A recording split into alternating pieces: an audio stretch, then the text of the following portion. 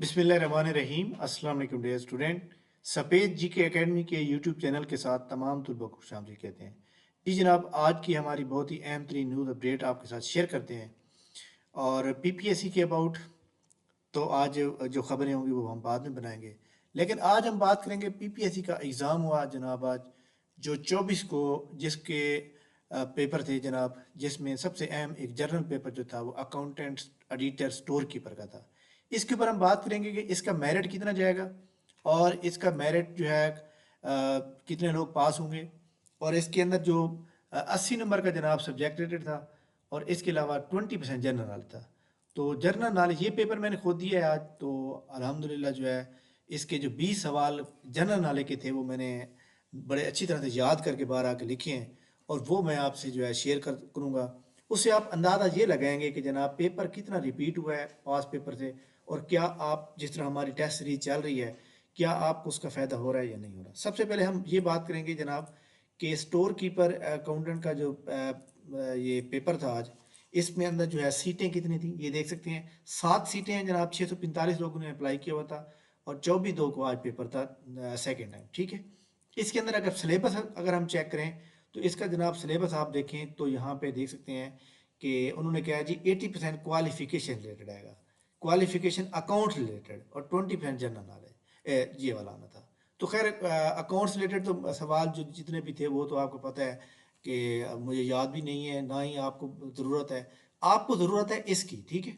तो इसके ऊपर सबसे पहले हम आपको ये बता दूं कि जनाब यहाँ पर टाइपिंग वगैरह तो है नहीं, जस्ट उन्होंने जो है ये टेस्ट लिया, उसके बाद जो है अब ये 7 बंदे हैं, 5 ओपन मेरिट है, 25 लोग पास होंगे जनाब, जो कि मेल, और 2 पोस्टें जनाब वुमेन की हैं तो 10 ये होंगे, टोटल 35 लोग पास होंगे।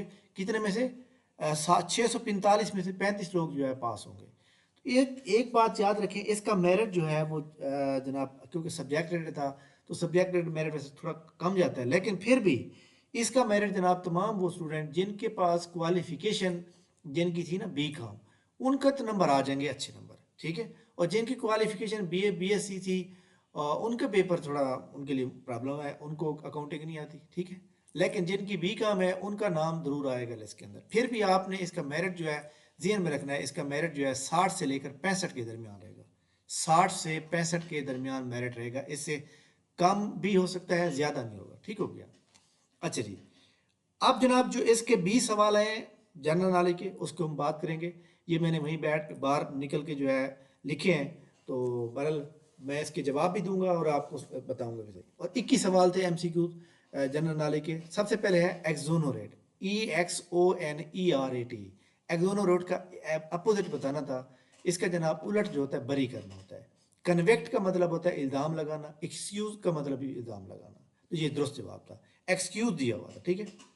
एनामलस का मतलब होता है बेतरतीब, जो तरतीब में ना हो, यानी कि रेगुलर इसका उलट बनता है और यूजुअल भी बनता है, यूजुअल पेपर में दिया हुआ था, ठीक है। Daniyal is Daniyal is sing a song, इसका पैसिवाइज बनाना था, a song is being song by Daniyal, ये जवाब दुरुस्त बन जाएगा।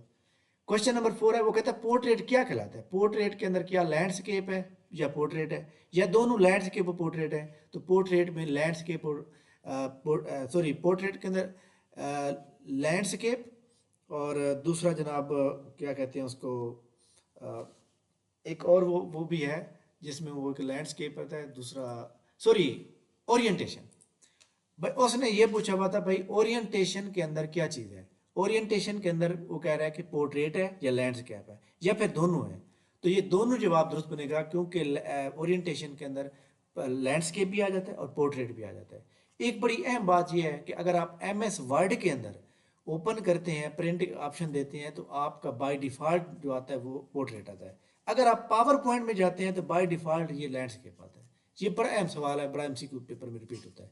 खैर ओरिएंटेशन के अंदर लैंडस्केप प्लस पोर्ट्रेट दोनों होते हैं। उर्दू का पहला नावल निगार कौन है। डिप्टी नज़ीर अहमद।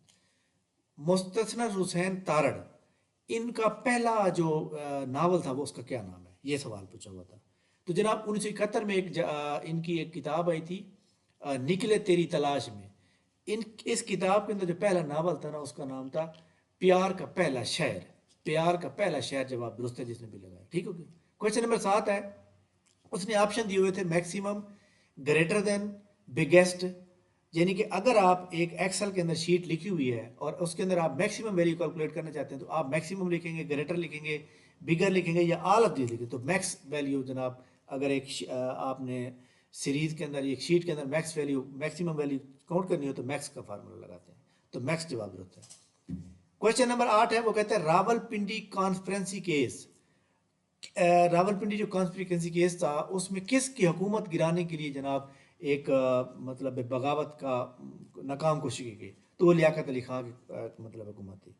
उसने कहा जी कि लियाकत अली खां की हुकूमत थी 1951 में, जिसके अंदर फैज़ अहमद फैज़ जो कि 4 साल के लिए जेल में जाते हैं और फिर वहाँ जेल में बैठ कर बनते हैं, शहर बनते हैं। लीनन पीस प्राइज भी फैज़ अहमद फैज़ को मिला। ये 2 सवाल आए हुए थे। Statue of liberty, statue of liberty आपको पता है कि जनाब फ्रांस ने गिफ्ट की थी यूएसए को, और यूएसए के जनाब न्यूयॉर्क शहर में ये मौजूद है। ठीक है, अभी उसने आज के पेपर में सिर्फ कंट्री पूछे हुए थे, लेकिन याद रखिएगा स्टैचू ऑफ लिबर्टी जो है वो यूएसए या न्यूयॉर्क में मौजूद है। नो टैक्सेशन विदाउट रिप्रेजेंटेशन, ये किसका स्लोगन था, याद रखिएगा, ये चाइना, इंडिया, रशिया या यूएसए, तो ये यूएसए का था। क्योंकि 1750 से 1783 तक अमेरिकन रिवॉल्यूशन चल रहा था, इनकलाब चल रहा था, उस वक्त बरतानिया का इसके ऊपर कब्जा था। तो उन्होंने पार्टियों ने ये नारा बनाया, यानी स्लोगन बनाया, नो टैक्सेशन विदाउट रिप्रेजेंटेशन, यानी अगर हमें रिप्रेजेंटेशन नहीं देंगे असेंबली में तो हम कोई टैक्स नहीं देंगे। तो ये जनाब मतलब है कि आज़ादी से पहले का था अमेरिका का। सुइज कैनाल जो है किसको कनेक्ट करती है, सुइज कैनाल जनाब याद रखिएगा अफ्रीका और एशिया के दरमियान आती है, मेडिटेरियन सी को और रेड सी को कनेक्ट करती है। रेड सी जो कि हज़रत मूसा अलैहिस्सलाम ने भी क्रॉस किया था, और मेडिटेरियन सी जो है वो याद रखिएगा कि यूरोप और अफ्रीका के दरमियान है। ठीक है, तो बहरहाल सुइज कैनाल जो है वो यूरोप इसको मेडिटेरियन सी को और रेड सी को कनेक्ट करती है, जो कि 1859 में बनाई गई थी इजिप्ट के अंदर। एक सवाल था जनाब, मुझे सवाल प्रॉपर याद नहीं है, लेकिन फिर भी, the body mask is remain in centre. उसने एक्चुअली ये पूछा था कि भाई जो मास्क ऑफ बॉडी है वो centre of earth, centre of earth के ऊपर जो है वो कैसा रहेगा, इक्वल रहेगा, रिमेन रहेगा, चेंज होगा, नहीं होगा, इस तरह का सवाल था। बहरहाल ये सवाल मैं मुझे सही याद नहीं था, बहरहाल इतने मैं याद कर सकता हूँ। ठीक है, इसको आप छोड़ दें। इसके बाद एक और सवाल था, mother of all sciences, mother of all sciences जो है मैथ को कहते हैं, मैथमेटिक को। ठीक है, पिट इंडिया एक्ट, पिट इंडिया एक्ट जो है ये जनाब कंट्रोल, गवर्नमेंट को कंट्रोल करने के लिए, कौन कंट्रोल करेगा, कौन चलाएगा इंडिया के अंदर, तो 1877 का एक एक्ट था, उसको रेगुलेट किया गया 1884 में, जो कि पेट इंडिया एक्ट के नाम से आया गया, 1884 में ये लाया गया। ठीक हो गया। इसके बाद है क्यू, बॉलिंग या ब्रेक, स्ट्रिम, ये किसके अंदर जनाब टर्म यूज की जाती है, बिलियर्ड गेम में की जाती है। ठीक हो गया, जो लोग बिलियर्ड खेलते हैं उनको पता है, तो ये बिलियर्ड में।